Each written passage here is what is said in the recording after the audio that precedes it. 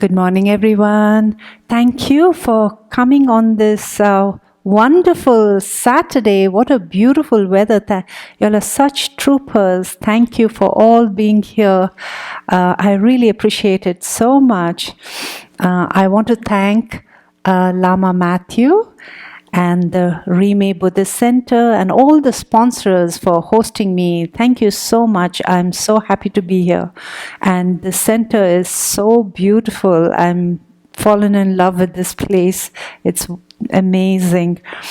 And I'm Lama Aria Drolma and I live in New York. For the newcomers, I already mentioned a little bit of my story yesterday, but for the newcomers who are joining today, I live in New York and I live in a monastery called Kagyu Tupten Choling Monastery. It's an hour and a half from Manhattan.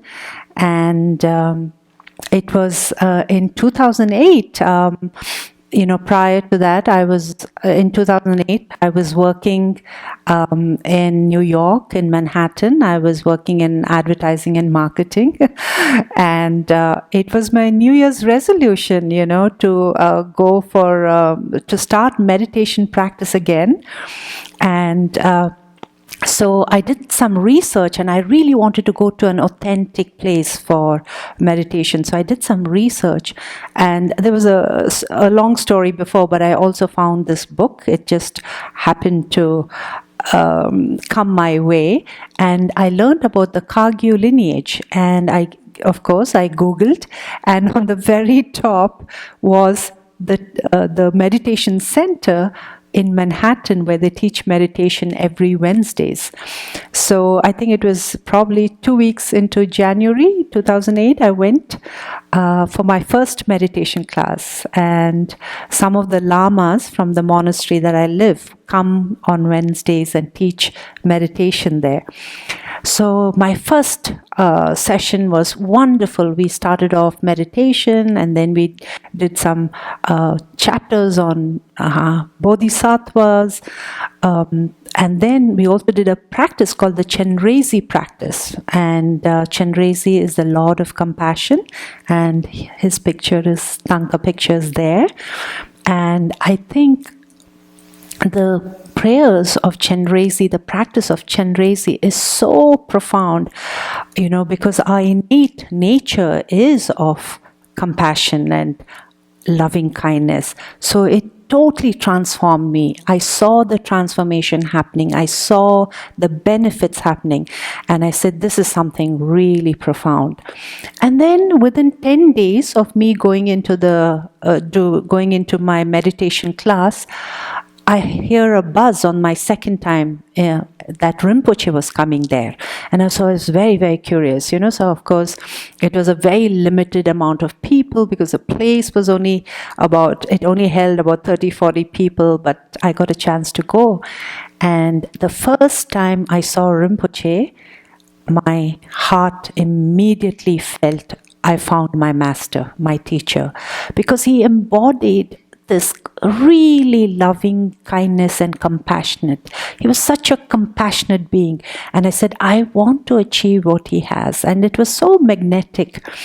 And little did I realize that I think my karma was ripe because he didn't come to that center for 2 years. He lives in the monastery and that's where in Kagyu Tupten Choling Monastery. And this was a rare occasion when he came to the city. And then he gave us Chenrezig empowerment. So that is how I started. And then I started going to upstate monastery, which was 1.5 hours. I would go there. I would volunteer and I would cook. And Rinpoche would love Indian food.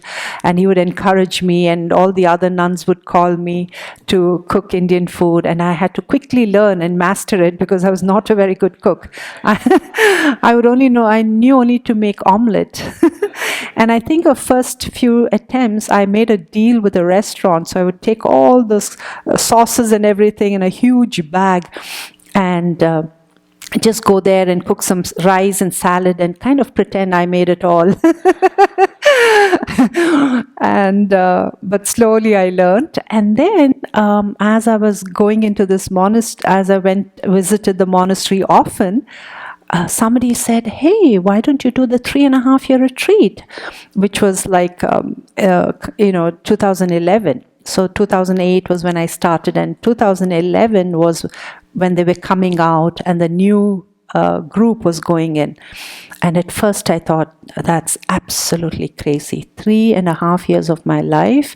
And what will I do? Because I didn't have family, and I worked, which paid all my rent and all my bills. And if I stopped working, I didn't know what to do.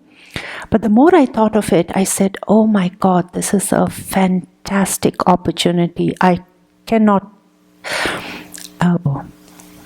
miss it. I should do it. And the phrase where you just jump out of the window and learn to fly, and that was like that.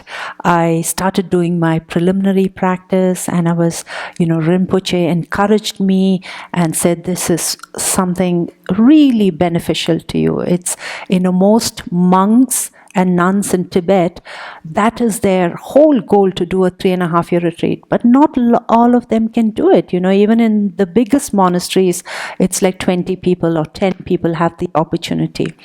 So for y'all, you can also always go into a 1-month retreat, or 2 weeks, or even 3 days, how you've come today. It's very, very beneficial.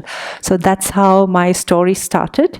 So be aware, it was like y'all coming into the meditation the first time and landed me as an ordained nun. So, and it was something so profound.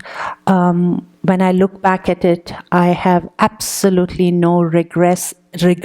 I don't miss my past life, because I feel within me, within the mind, there's boundless richness. So I don't need all the external things to make me happy. And that's something I want to talk to you about. And before I do, I also want, every time when you'll probably come here, you'll recite the Refuge prayers. And these prayers are so important because they are passed on from masters to student. And even the Tibetan prayers, when we first used to recite the Tibetan prayers, often we would tell Rinpoche, we don't understand Tibetan. And he said, never mind, because in that Tibetan language, in the words, there's so much blessings, because it's passed down from all the gurus, the real masters. So all you have to have is the devotion and sincerely pray. And so I just also want to tell you a little bit about the prayers, which says, to the Buddha, Dharma, and the Supreme Assembly, I go for refuge until I attain enlightenment. So what does refuge mean?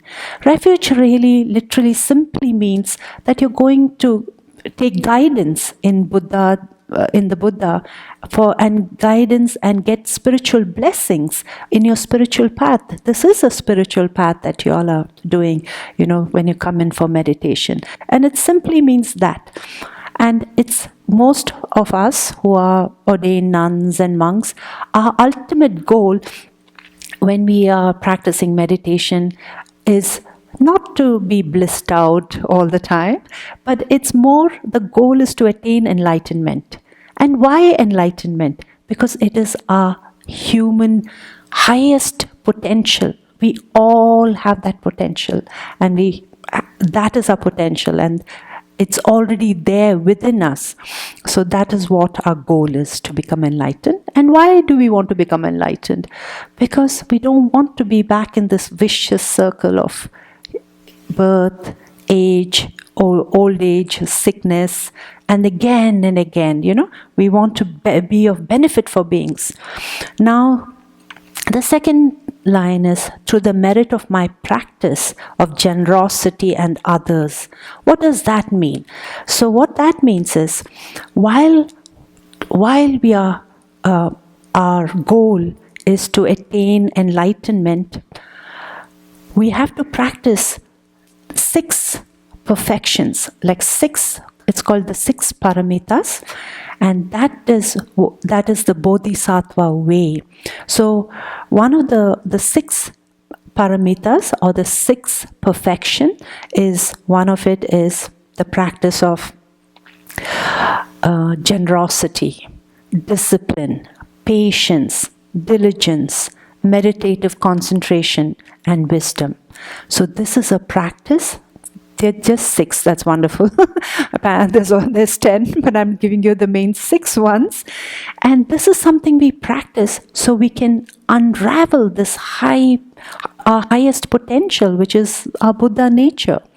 So what is wonderful is everything, is tried and practiced. All this was practiced. And if we want to attain enlightenment, which is our highest potential, we have to actualize and practice wisdom and compassion. That is something very, very important. And that's where the practice of Chenrezig comes into being, because he's the Lord of compassion, because our nature is that compassion. And then we actualize that by the practice of these 6 perfections.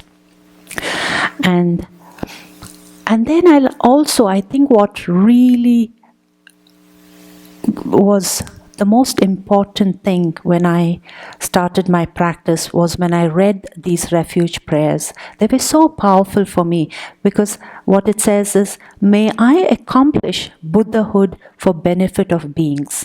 So this is something that really resonates with me, because when I have a short story. My mother passed away when she was very young. She was only 53. So when I was in Hong Kong, and when I flew back to India, I could not believe it. She looked so alive, and I really questioned life. And that was my first experience on impermanence, that nobody lives forever. And she was such a big personality. And so as I was growing older, every birthday I would question, what is the purpose of my life here? Having witnessed my mother passing away so quickly. And I thought I would call an older friend. I said, what is the purpose of your life? What is the meaning of life? And he would say, actually, no, there's no meaning. Just enjoy your life. And he was in his 60s those days. So and there was something, and really when you question this, what is the purpose of my life? It really gives you answers. And I think that my answer came. And I would be very about what is the purpose of my life.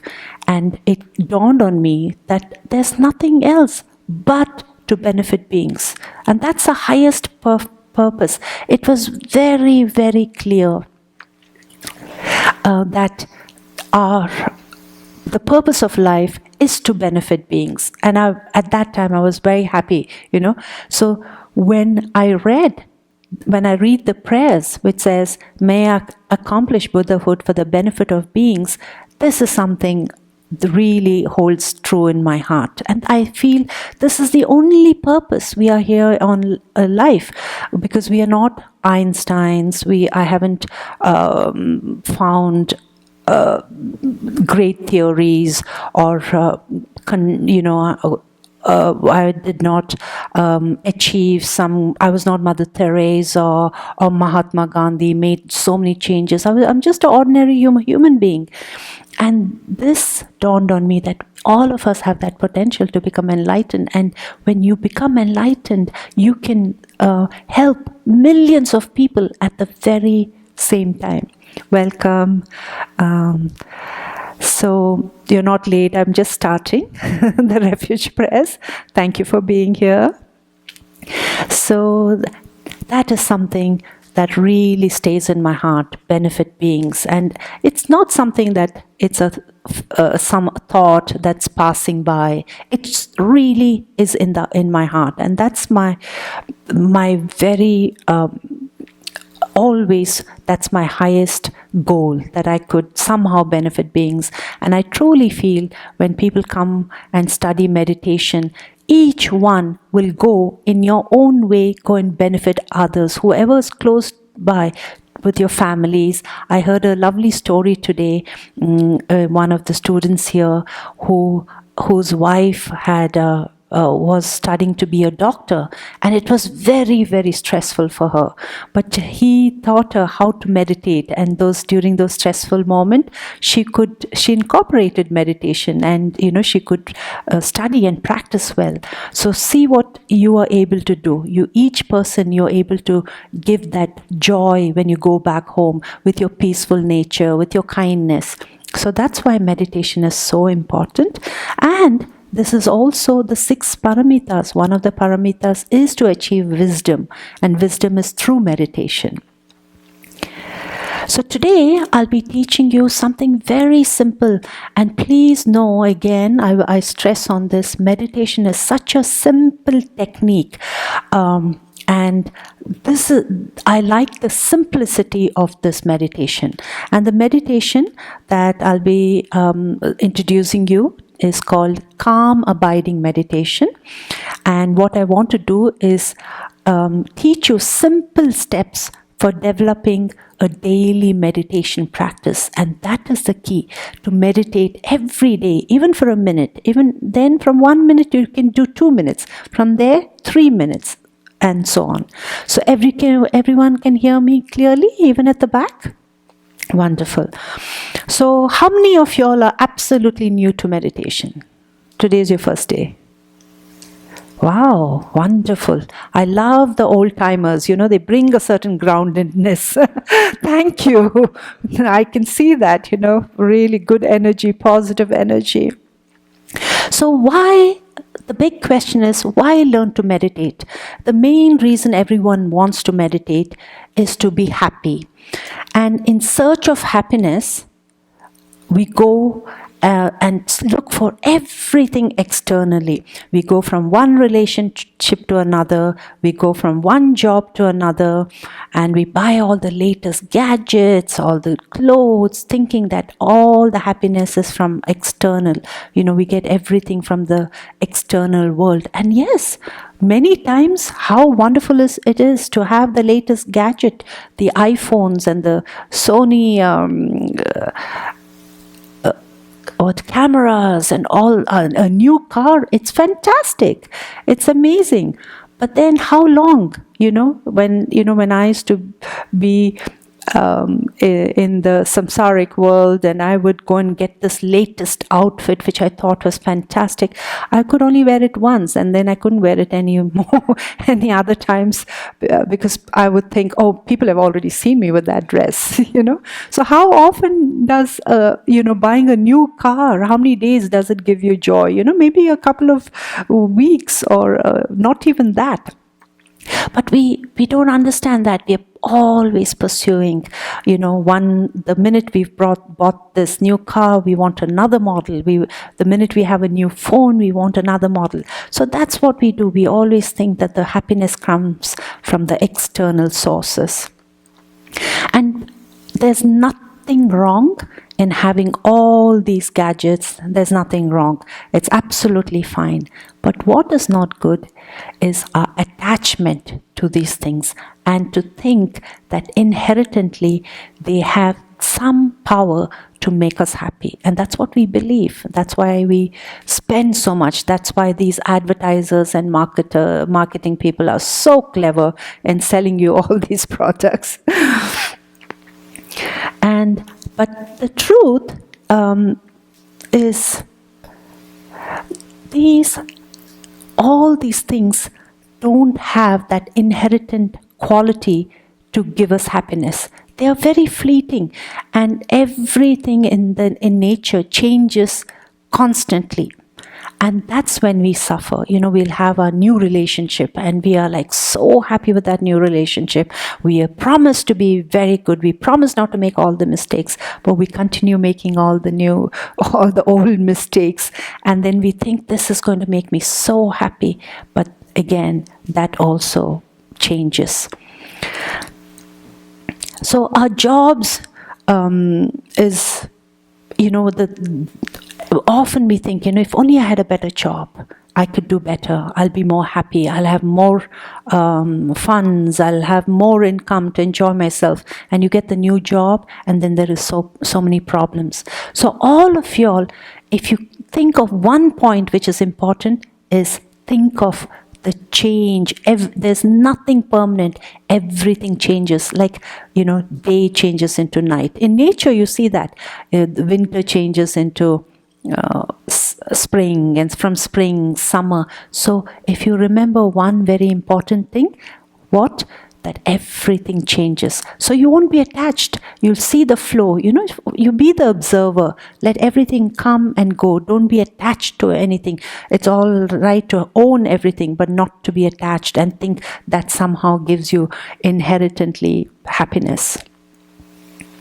But then, the good news is we can find lasting happiness. According to the Buddhist philosophy, there is lasting, stable happiness, and everything has the potential, and everybody has the potential to experience it.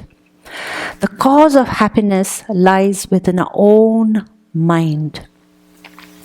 And the method of achieving can be practiced by anyone and everyone.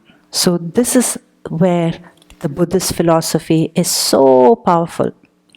Meditation is one of the best tools out there where we can learn to be happy at any time, in any situation, even during difficult and painful ones. Meditation teaches you how to develop a peaceful mind. And when you have a peaceful state of mind, you have a joyful state of mind.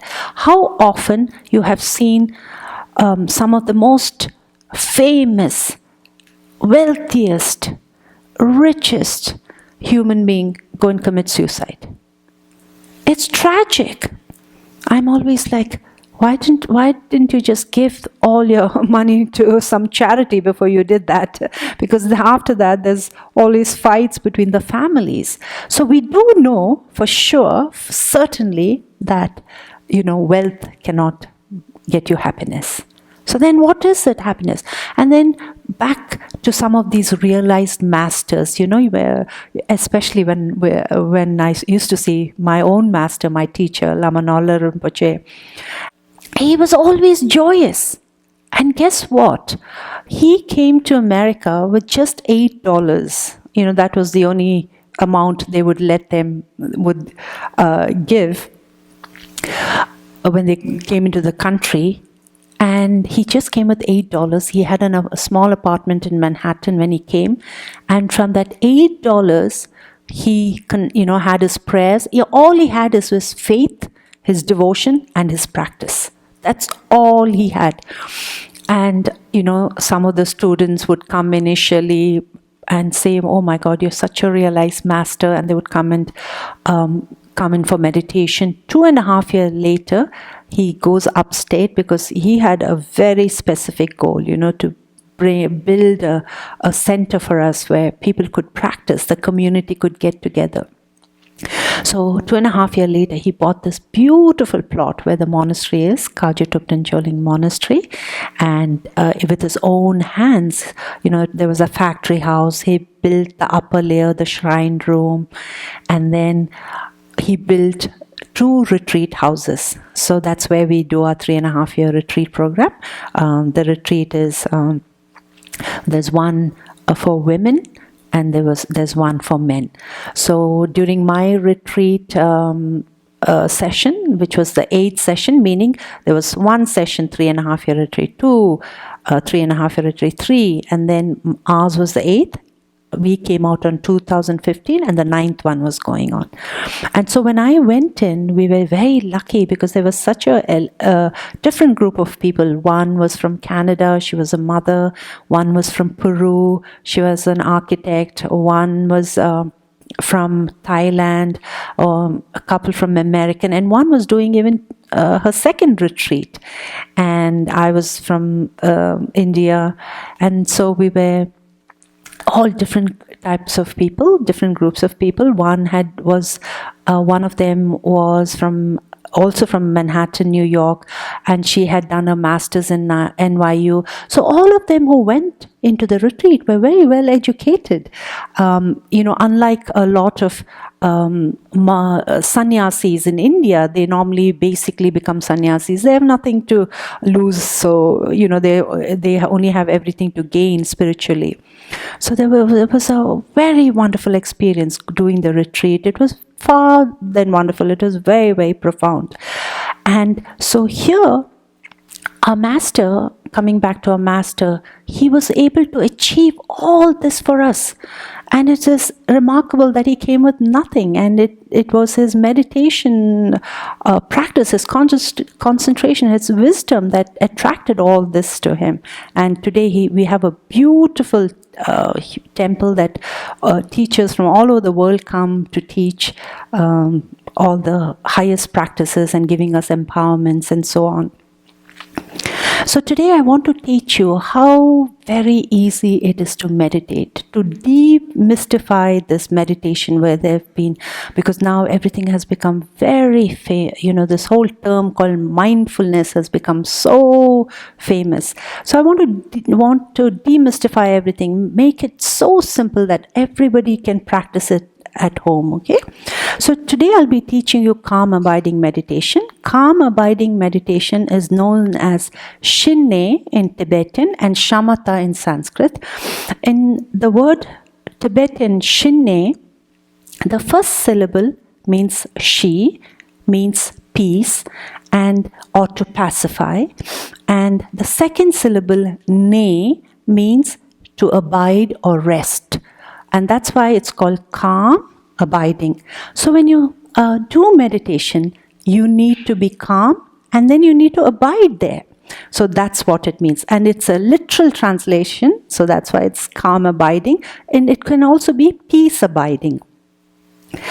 So when you start your Shinay practice, the mind needs an anchor or support.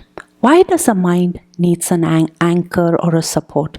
Because the mind, the nature of it is to constantly jump from one thought to another, one thought to another. And that's what the mind does. That's the nature.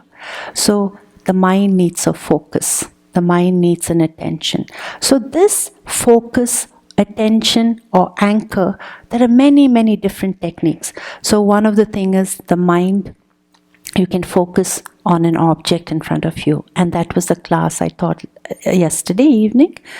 And then you can focus your mind's attention on your breath.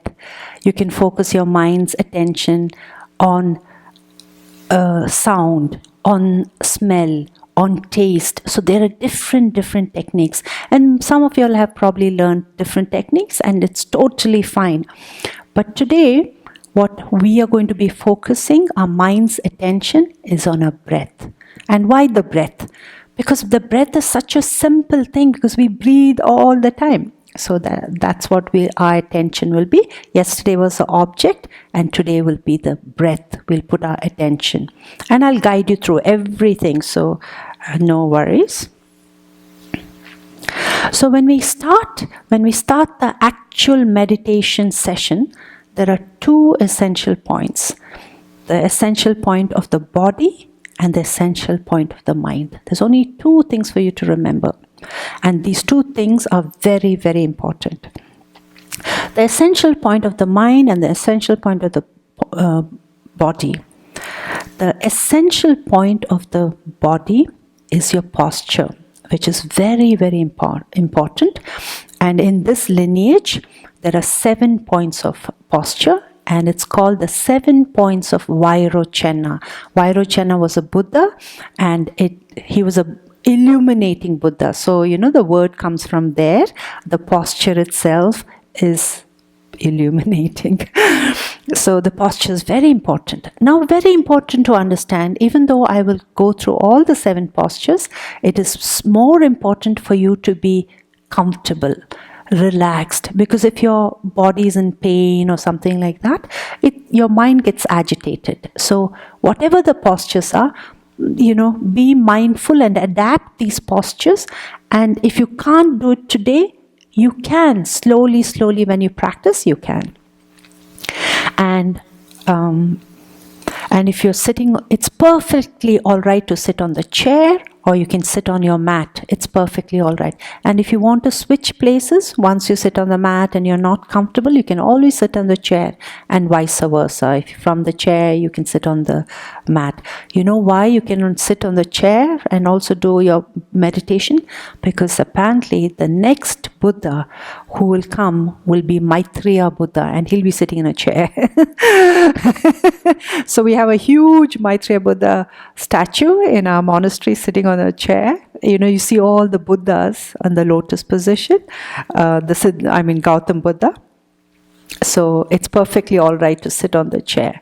So now when you sit on the chair, there's a key points.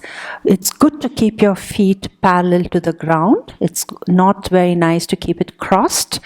And also, the other key point is not to lean your back on the back seat. And the reason being is that eventually you want to feel your mind, or you want, instead rather your body hinders it. But for now, sit as comfortably as you can. Slowly slide forward if you wish from the back seat, okay? Now, second point is, that's the sitting posture. And if you're sitting on the floor, perfect positions. So now the shoulders. It's so, we feel so relaxed to kind of, roll our shoulders in the front. But when you're meditating, keep your shoulders squared, not slumped like this. So that's another key point. And then your hands. So we're coming to your hands. There are two postures you can do. Just put your hands out like this, your palms facing down, and just put it on your knees like this, wherever it falls on your knees. So that's one posture with your hand. The second one is, you'll see it on all Buddha's tankas and on the statues. Bring your right hand over your left, and your two thumbs are touching gently. And then place it here, and then just let it slide down wherever it falls. So that's another way that you can keep your hands, whatever feels comfortable, like this, on your knees, or this way. And now the neck. The neck is slightly tilted, so you can look up. So, one way is, normally you'll be probably like this. And then the neck is slightly tilted. And what happens is, the chin is kind of tucked in, like this. And your eyes then normally the eyes are gazing downward like that. So when you tilt your leg and tuck your chin in, that was a tongue roller. So your gaze then just drops downward. So that's how it is. The lips should be resting naturally. The tongue should be touching the upper palate. And why is that? Just to kind of put attention on this.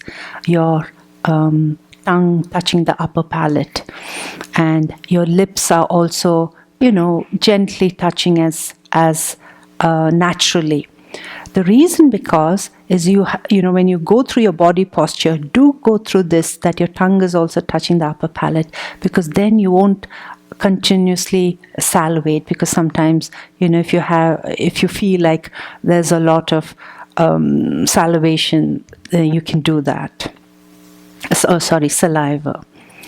Now we come to the eyes. In this tradition, we keep our eyes open. And what is the reason we keep our eyes open? Because otherwise, very easy to fall asleep. And the whole idea of meditation is to be awake.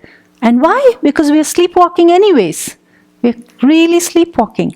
So the thing is, the idea is to keep our eyes open. Now, again, if anybody feels uncomfortable, because I know a lot of people have practiced meditation with your eyes closed, and it's perfectly all right, but slowly try to keep your eyes open. And that's why this downward gaze is very suitable for meditation. And then, how do you keep your eyes? Where do you place your eyes? So I'm going to show you how. And here, take your forefingers like this to the tip of your nose. And from the tip of your nose, wherever your gaze falls, 8 inches from there. So 8 inches from there, wherever the gaze falls. So that's where your gaze will be. And it can, just put your gaze downward. And the further you put your gaze, it's better, because when you keep it a little bit like very close here, then your mind gets limited. Now, am I clear of this? Am I clear about the gaze? Any questions about the gaze? Any thoughts? It's just that not to overthink it, just from your tip of your nose, wherever the gaze is, from 8 inch from here, wherever the gaze falls. So this is how the 7 points are taught in this tradition. Now again, if you forget all this, just keep your back straight, okay? That's very important.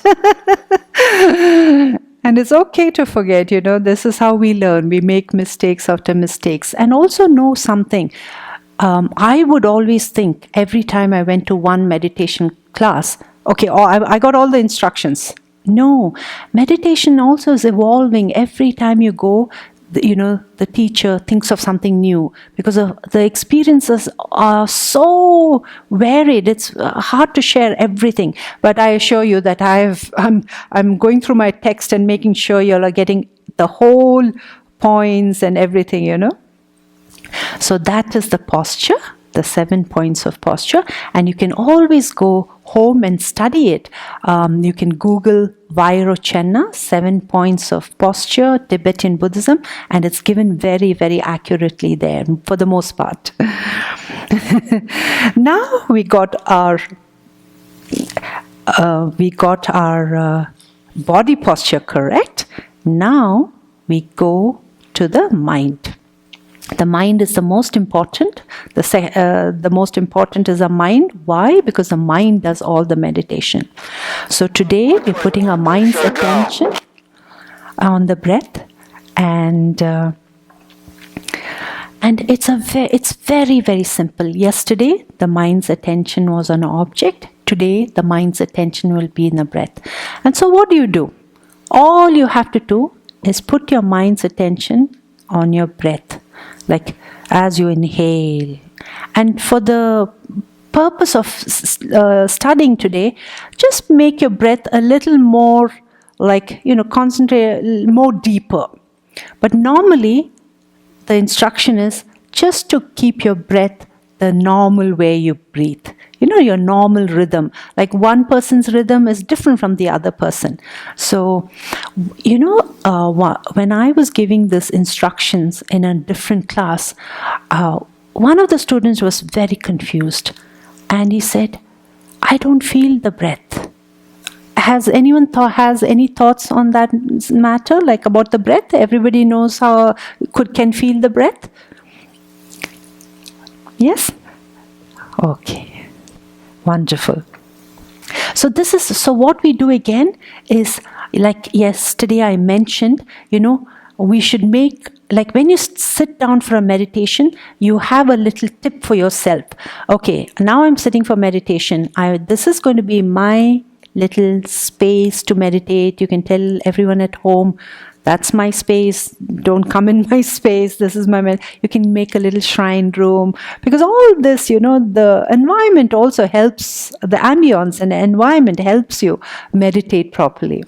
So when we start the meditation, only when you start, we'll take 3 breaths, and let's do it, okay? And this breath, only this time, the 3 breaths will be like a little bit deeper. And I'll show you how the breath will be. It'll be something like this. And breathing out all really, and just visualize you're releasing all your stress and everything when you do that. And then again, second one.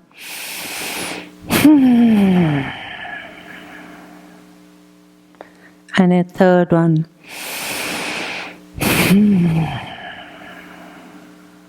Like a huge sigh. So this is how you'll start your meditation, okay? Now, we are going to put attention. I will ring the gong. We'll try to do a 10-minute meditation, putting your attention on your breath, and I'll do a guided version, and I will time it, and not to worry about the time part. So when we start our meditation, there's another instruction. Let's mentally count 7 breaths. 1 inhalation and exhalation is considered 1. So in your mind, count up to 7. Now in between 1 to 7, if you lose count, no problem, go back to 1. Okay? And sometimes, maybe in the second breath or third breath, your mind will wander off and then you've forgotten the count. Then come back to 7. So until we finish, the 10 minutes, keep doing 1 to 7. And you can get even more braver, do up to 21 breaths if you want. And no problem if you stop, if you forget the count, you always go back to 1, okay? So I'll give you a guided meditation. All of y'all, let's come back to the posture. Wonderful.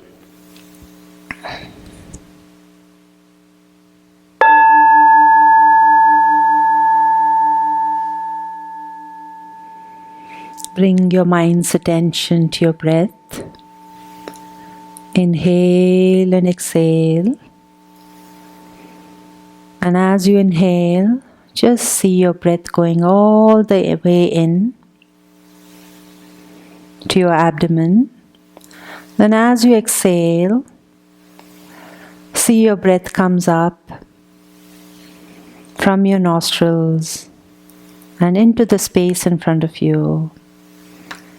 And just rest in that present moment of awareness and count up to 1 to 7 breaths,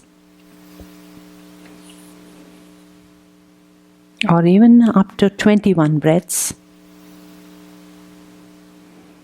And we'll just do this meditation for 10 minutes.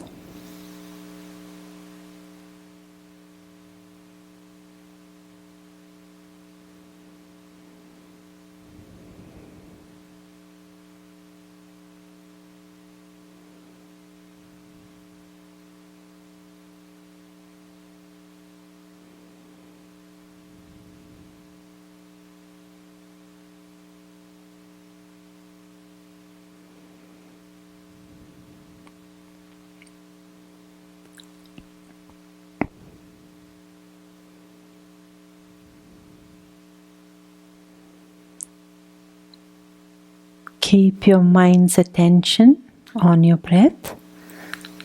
Focus gently on your breath, going all the way into your abdomen. And as it comes out from your nostrils, let it fill the entire space in front of you. And just rest in that present moment of awareness.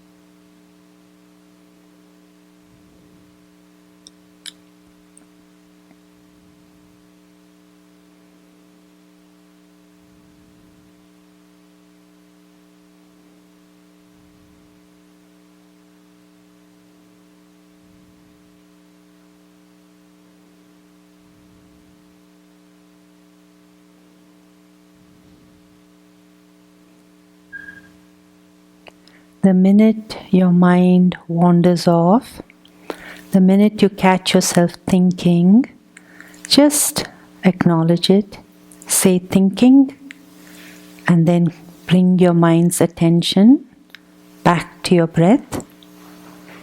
It's a gentle attention. Inhale and exhale. As you breathe in, breathe all the way to your abdomen. And as you breathe out, let your breath fill the entire space in front of you. And just relax in that present moment of awareness.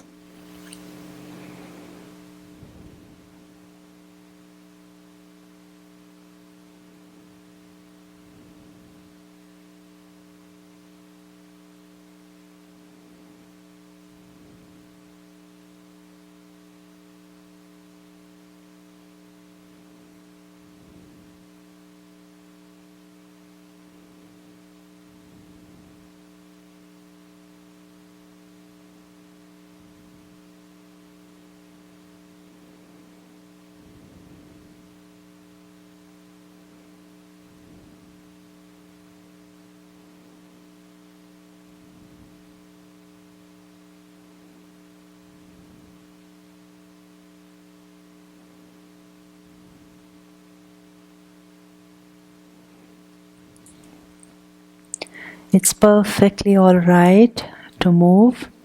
If you want to adjust your legs and if you want to adjust your shoulders, if you want to sit on the chair, if you want to sit back on the floor, it's perfectly all right. Important to have your body comfortable.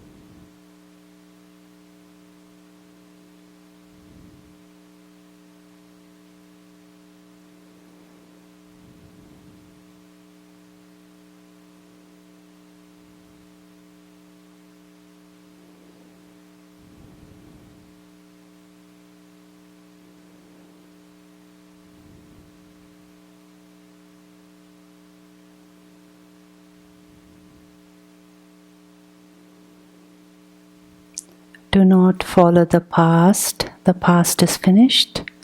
Do not think of the future. I must do that or I must do that.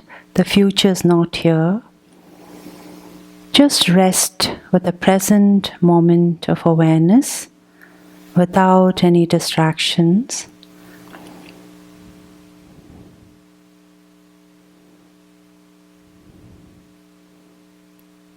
Keep your mind's attention on your breath. Inhale and exhale. Breathe normally, breathe naturally. And as you breathe in, breathe all the way into your abdomen. And as you breathe out, let your breath fill the entire space in front of you. And just rest in that present moment of awareness.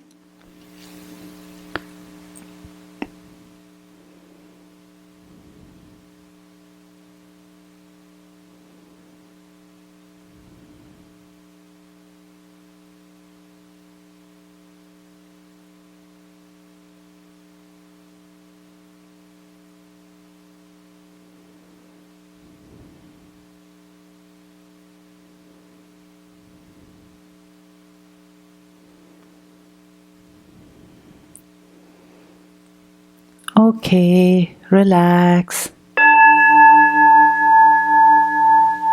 Stretch a little bit wherever you're sitting. Your shoulders, your neck.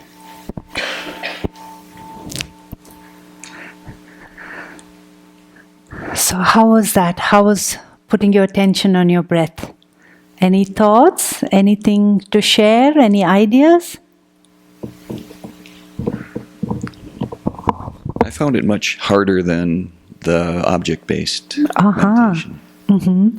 It felt like I was having to concentrate on the breathing and focus more than just relaxing. Mm-hmm. So that's a very good observation. And so when this is a practice. So at first, it may feel a little bit uncomfortable. Some students find it easier to put their attention on their breath and harder to put their attention on the object. But do you know something? Because now you have also learned the putting your mind's attention on the object, you can even do both. So put, like what you learned yesterday, put your mind's attention on an object, which is, when I say an object, it can be a scratch, it can be some pattern. So keep your mind's attention on that, if you found the object one easier, and then practice on this breath as well, because now you have two sources of putting your mind's attention, that is what I want to do. I want you all to have a couple of things that you can put your mind's attention to, so your practice can become stronger. So if anyone felt that the breath was a little harder and you liked the object meditation better, it was easier, then put your mind's attention on the object as well as your breath. So slowly, as you start learning, your practice is definitely going to become easier, because it's like, when you go to the gym, how hard is it the first time you try to lift some weights? It's the same with your mind, for the first time, even now you're learning different techniques. So you're not, it's becoming familiar with that. So that is what is going to help you. Any other thoughts? Any questions? Any ideas? So when you emphasize putting your attention on the breath, 3 points come to mind. Mm-hmm. So the first is the point of when the breath comes in the nose and feeling that air and maybe the change in temperature.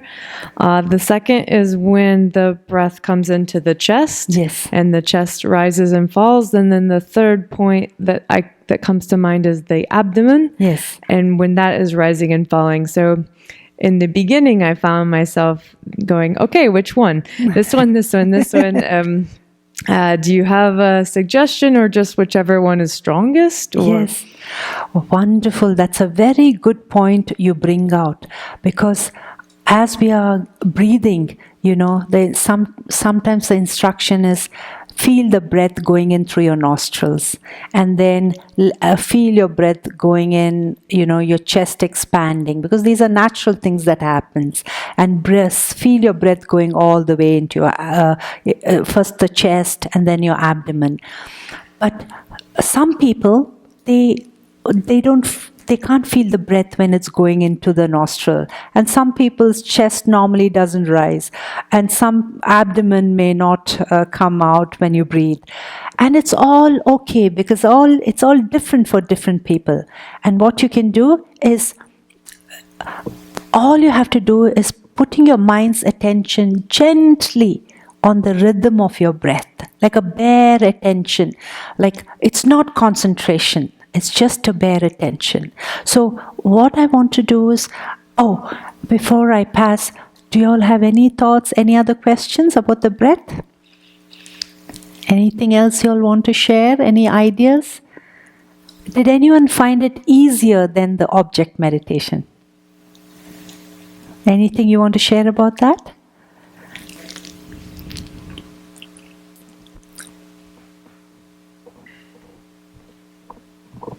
Yeah, so I actually have a question. It is, when we're paying attention, whether it is to one of the 3 points in the breath or whichever, I'm wondering, we're kind of just paying attention to the feeling, but say within the nostrils itself, it can be even several things in the nostrils, yes. Right? So my wonder is, do we try to pay specific attention to anything in particular, or do we just keep it flowing, like in terms of our attention to the specific feeling?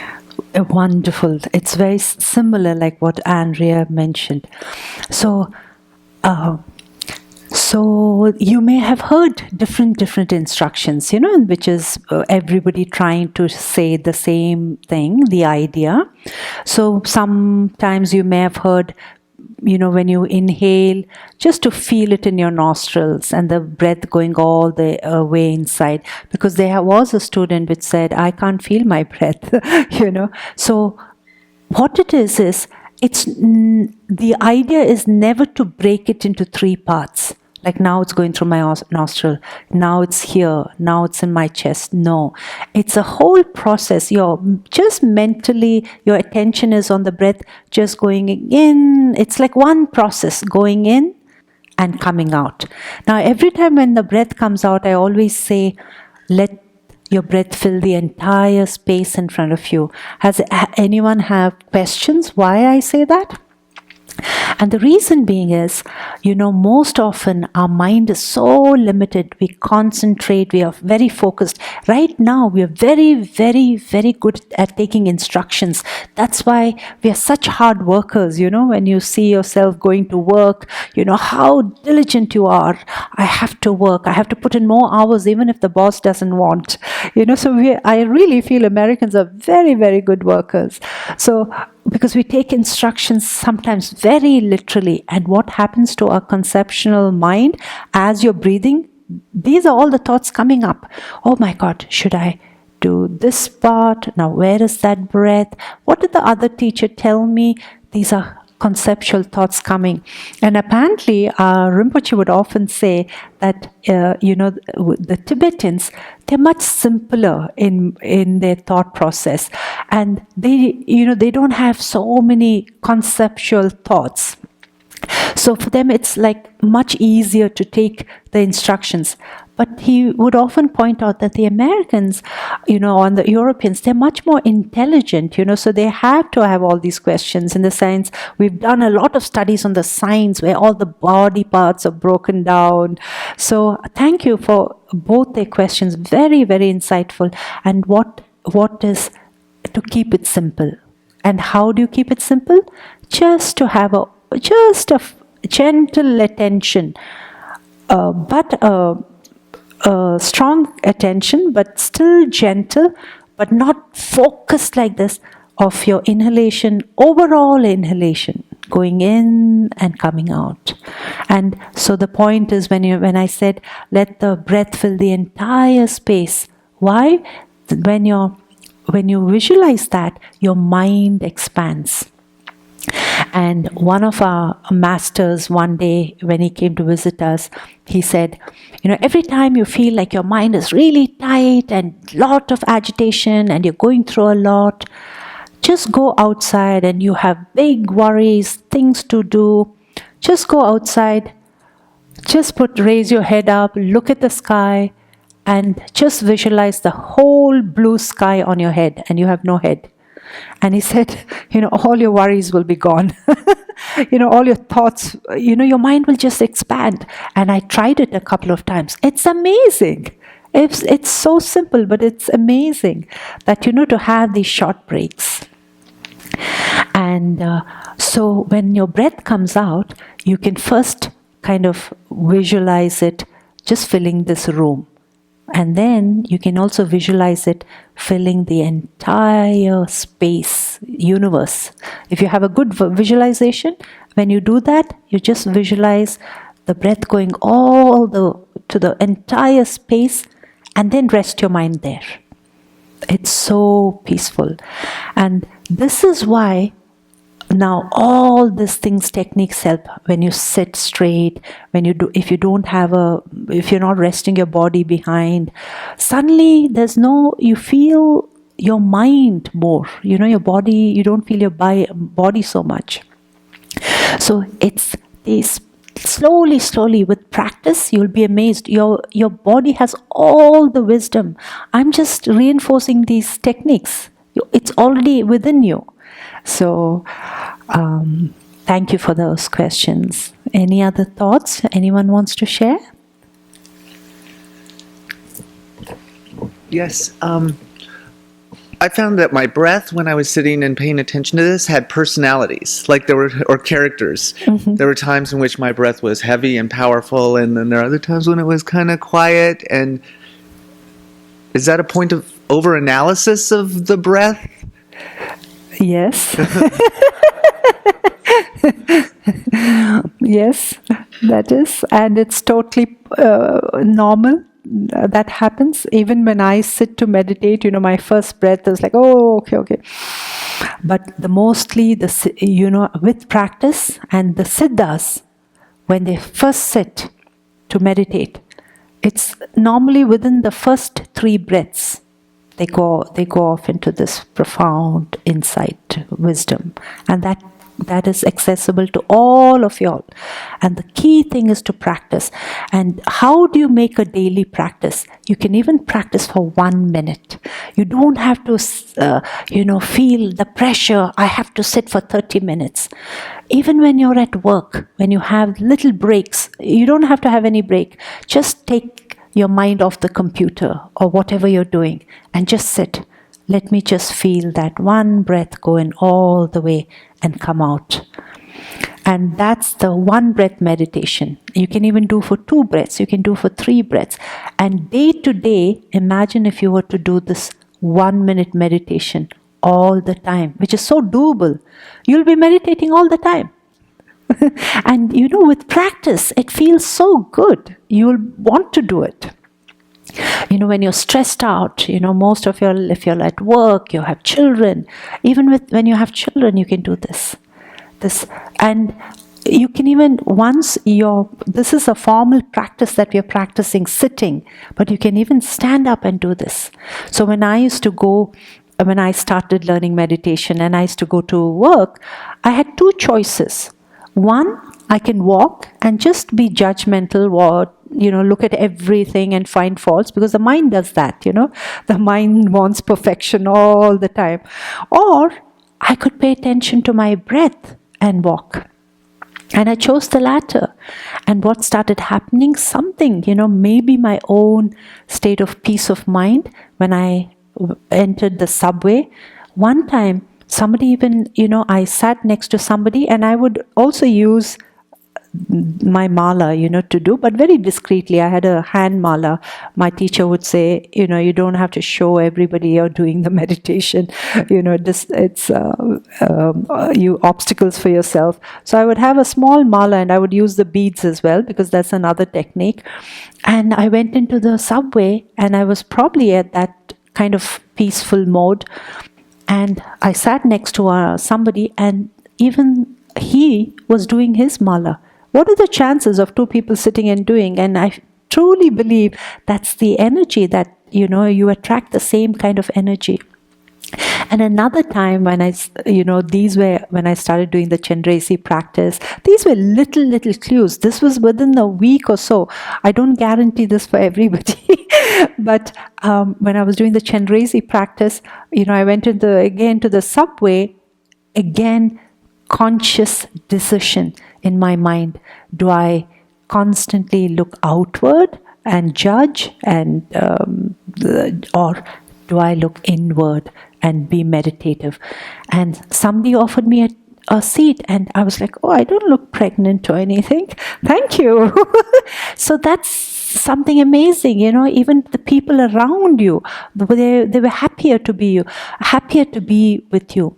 And you can see often when a very realized master comes, especially when our Rinpoche would come into a retreat, and we would have, obviously we want to talk to him because that's what we are used to.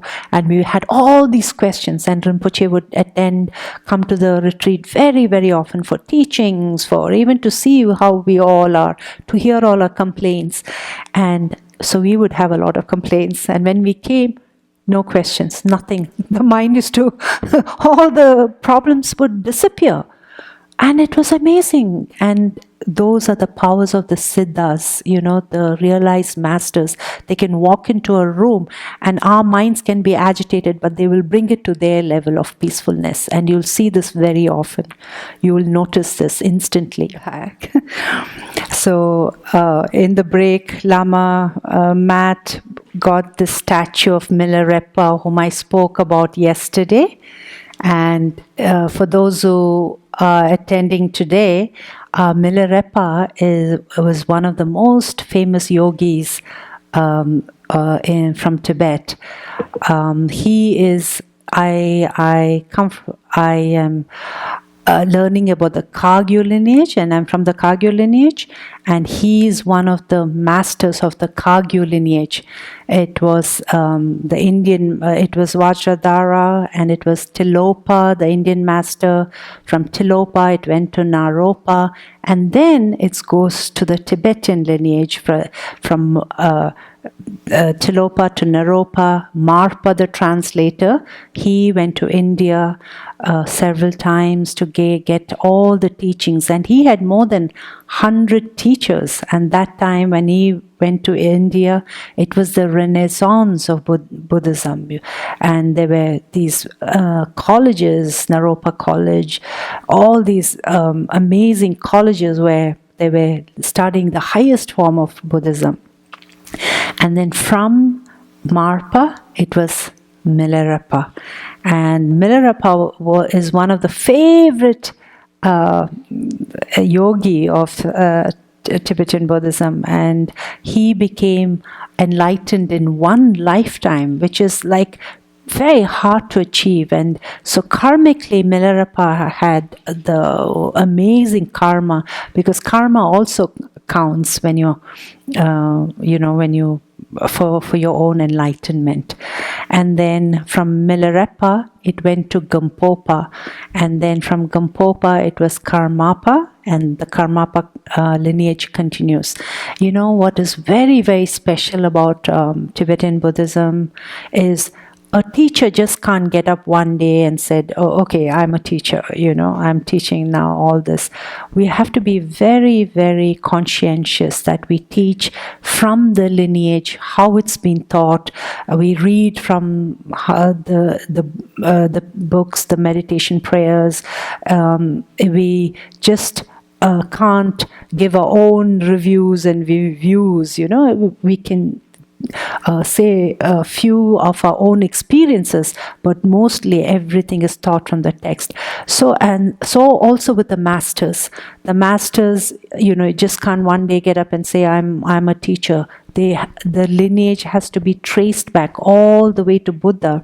So for me, like from Kalu Rinpoche, who was a very realized master. The 4 schools of Buddhism knew of Kalu Rinpoche. So Kalu Rinpoche was my teacher, Lama Nola's Rinpoche's teacher. So was the 16th Karmapa, and then from there it was passed on to us. So it is very important when you all are studying meditation, when you all are studying spiritual practice, to know a little bit of what the lineage is, where did the teachers get their instructions, so that, because you're dealing with your mind, and it's like, going to a surgeon who doesn't have an experience for brain surgery.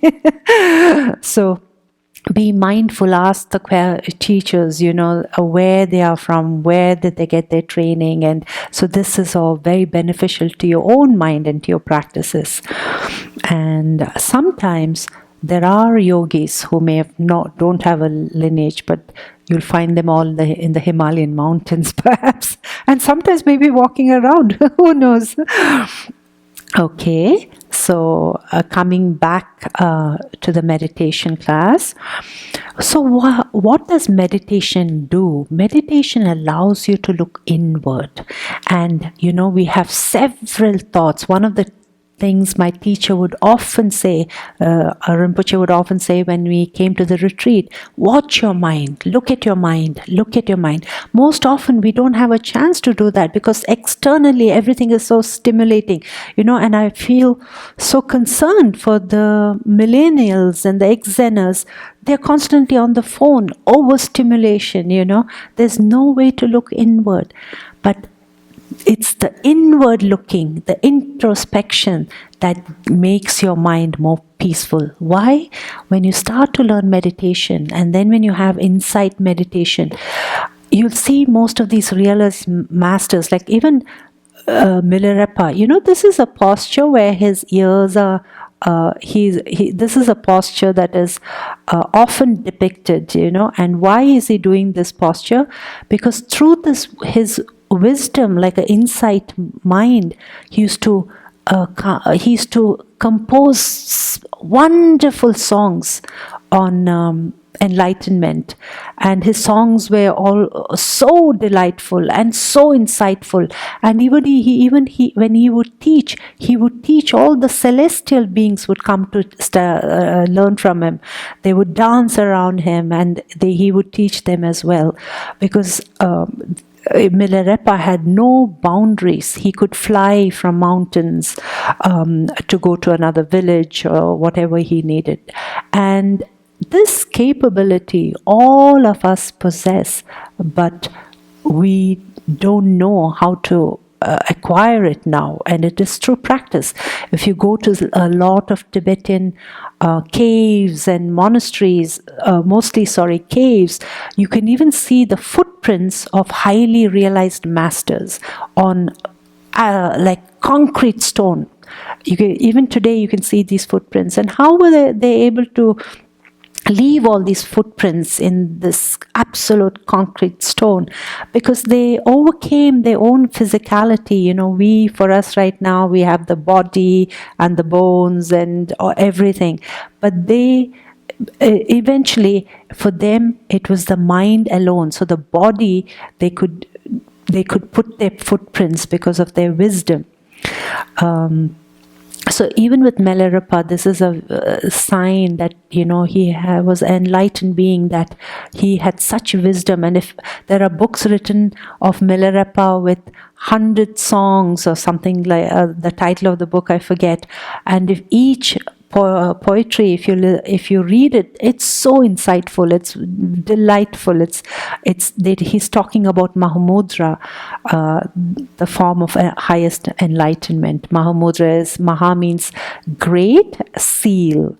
It's one of the Kagyu lineage, the lineage I belong. It's the practice. That's the highest achievement of becoming enlightened. And through Mahamudra practice, you become enlightened.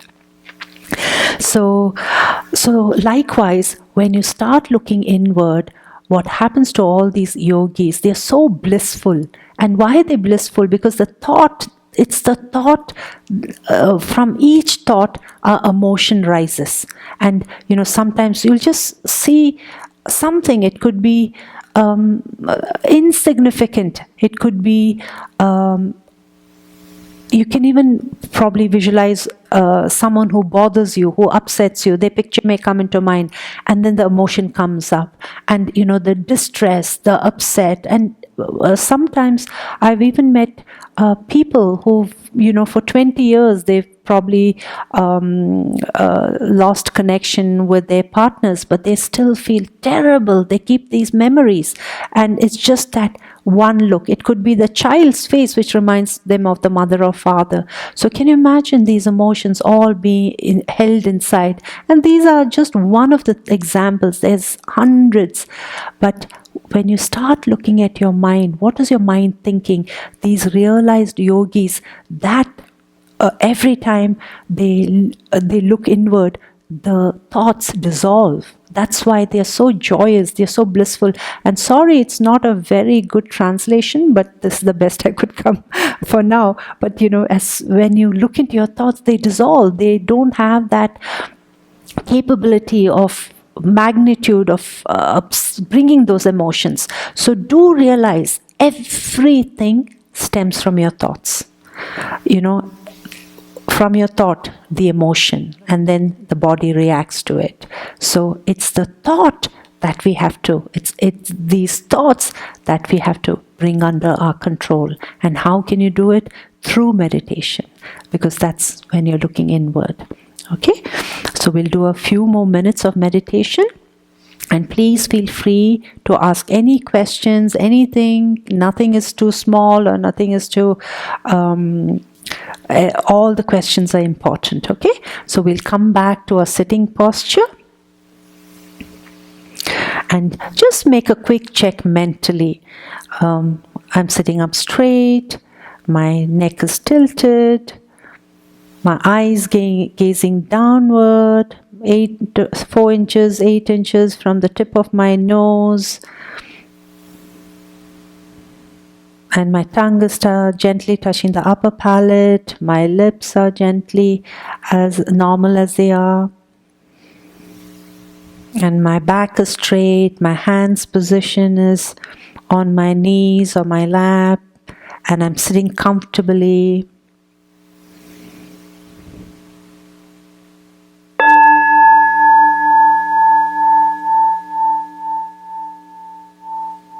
Inhale and exhale. Breathe normally. And as you inhale, breathe all the way in. And as you breathe out, let your breath fill the entire space in front of you. And bring your mind's attention on your breath. And you don't have to keep the 7 count of breath.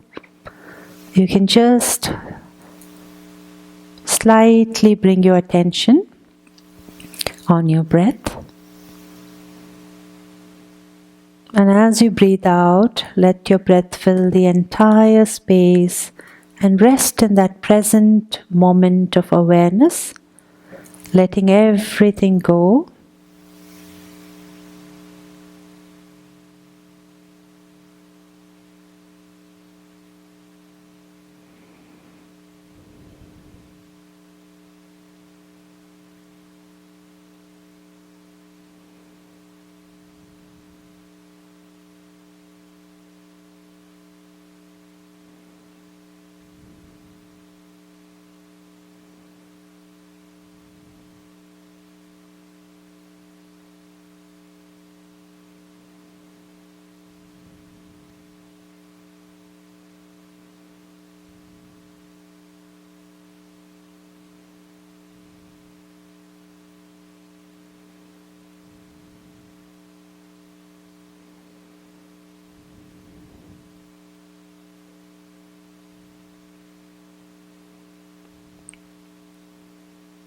The minute your mind wanders off and you catch yourself thinking, acknowledge it, say thinking, and then don't engage in your thoughts.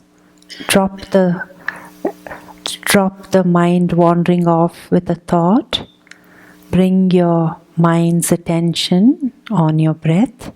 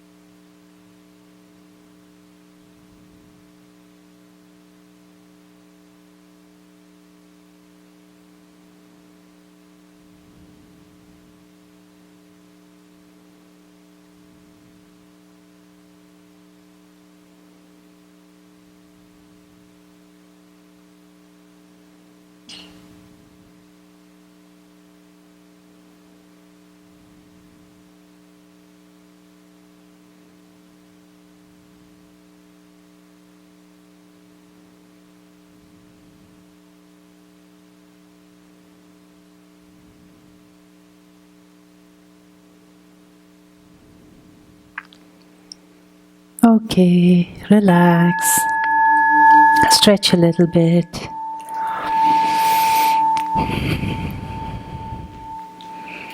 Is it getting better and better, putting your attention on your breath?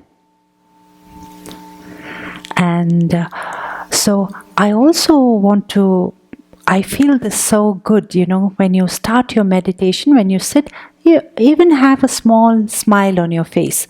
And don't take things so seriously. We go from day to day with so many concerns. As soon as we become adult, we have the whole responsibility on our shoulders. And we've forgotten how to have fun. And so it's important, what I do is when I wake up, it's hard for us to kind of create a feeling of happiness, but a create of gratitudeness is a similar feeling. So bring into mind as you get up, the feeling of gratitudeness. Think of all the things you can be feel gratitude for, like the bed you're lying in. All of you all, I think, own the best beds that America can offer. And so, and imagine you're sleeping in your own beds, you have the right temperature, and you have all the facilities, and you have a wonderful car and family and everything to drive to work and everything. So feel a sense of gratitude. And every time you feel some kind of a depression or upset, bring into this thought of gratitudeness. And also now lately, not lately, but when we went into the retreat and when I had to give up everything from my apartment and I went into the retreat, I understood how happy and joyous it is to have minimal things. And if you look into all the homes, garages of the American residents, it's packed to the brim. I wonder when they're going to even bring out. And then the storage, putting all your things in the storage, I believe, is like $1 billion industry. And why are we accumulating so many things? So really, I'm now looking at some of the videos on YouTube about minimalism. There's one person who's practicing external minimalism, which means she doesn't even have a bed, just a hammock. I don't advise that, but but I thought this was so cool because there was a time when I was living in Hawaii, and I was married before and I was divorced, and I went into this new apartment I was living, and the apartment had all the amenities, so I didn't have to bring anything. It had all the linens, it had all the cutleries, and I just had to go in with a suitcase. And so I had moved from Hong Kong, and my 8 or 10 suitcases was then only 2 or 3 because all the winter clothes were gone and I only had summer clothes.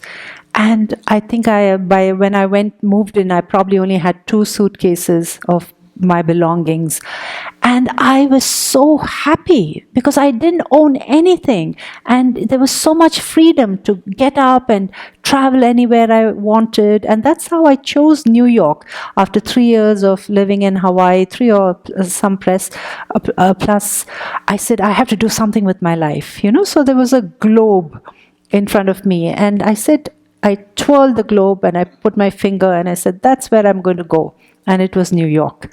I was contemplating on LA, but I was not a good driver. So I was concerned that that's not a possibility. And New York was very much like Hong Kong. You can take all the subways and use all those. And I'm not very good at geography. So that's what happened. And why did I have all this freedom? Because I didn't own a lot of things. And now what we do, we even collect dogs, a lot of them. 2 and 3, and I had a friend who had kind of 6, and one dog would always run away. And no matter how often that she brought the dog home, it would run away because it said, I don't want to live with 6 other dogs. I'm not getting the attention. So likewise, collecting dogs and everything, it ties you up. It's wonderful to have pets and everything. So live your life more lightly. Don't bring, I know we have a difficult situation when we see the news today, and it's kind of brings you down. But then look at gratitude is a great way of uplifting yourself. Thankful for all the things, thankful that today we can all come as a community, and also most importantly, all these tankas here, all these deities. They have made a promise. They are all enlightened beings. They have made a promise that by default, only thing they can do is when we ask for their help, for them to help. Because as enlightened beings, they have promised that any sentient beings who asks them for help, they will help us. So do demand of these deities what you want. When I first started practicing, these Tibetan deities, the way they are depicted, it was a little unfamiliar to me. So my first deity that I would felt a very great connection, other than Chenrezig, was Green Tara, and I see Green Tara there. Yes, with the 21 taras. She has an entourage of 21 taras, and it is amazing that once, my friend initially offered me a painting, and she said, offer tea every day. This is before I became a Buddhist.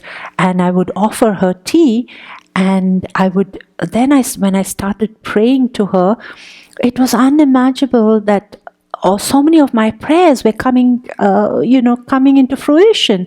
And I now demand, when I want a parking space, Mother, where are you? I need a parking space. And sometimes I get it, and sometimes I don't. And then I say, that's okay, somebody else wants the parking space. And these are all protected deities when you're in your spiritual path. That, we in the monastery, that is Mahakala, the black deity, and with all the fire.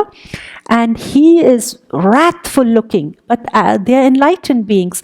But it's just the visualization of it is wrathful, because they protect the Dharma. Like today, I'm on a spiritual path, and sometimes it is challenging. And we pray in the evenings. We have a 2-hour prayer, Mahakala Puja we do, and we are invoking all the deities for us to protect us on the spiritual path, that we stay stable. And why? Because our human life is so precious. And according to the Buddhist text, to be born as a human being is also not easy. And then to be in the spiritual path, it's not an ordinary thing. To be in the spiritual path, to be in this place, it's very easy to go off track. And so we pray to Mahakala, please protect us in our spiritual path. And then we pray to the Green Tara. There are so many stories of, when the Tibetans were, escaping to other countries. And along the path, they would pray to Tara, Mother Tara, to come and help them. And there's so many stories where she has helped. And she's a very, very powerful deity. And if you see her tanka, there's 1 foot of hers which is always slightly apart. And what it means is, when you call on her, she is so swift. She comes to you immediately. And I pray to her very, very often, Tara. So, and the secret is, if you're feeling a lot of pain, and if you cry and you demand they help you, they will do that even more quicker. This is one of the teachers who told me, and I really believe in it. They feel so compassionate when they look at us, because our delusion is so humongous.